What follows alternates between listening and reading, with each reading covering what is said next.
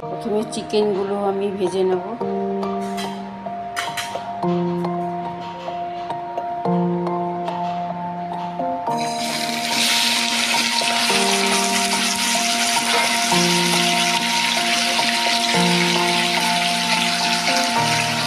আমি খানিকটা হলুদ বাটা আর সামান্য নুন দিয়ে দিয়েছি, ভালো করে নাড়াচাড়া করব।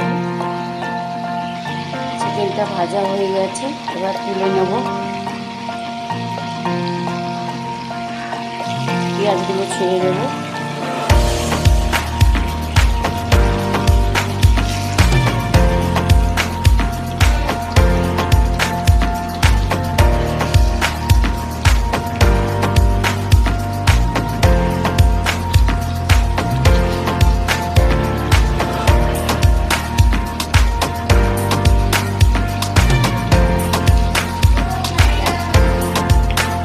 লাল হয়ে ভাজা হয়ে গেছে, এবার আমি এই মশলাগুলো ছেড়ে দেবো।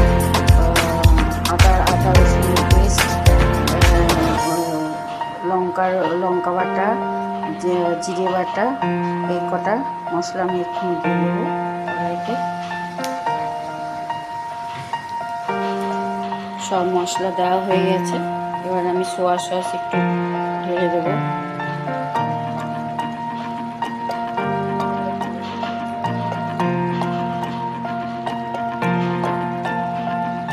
ভালো করে কষাতে থাকবো।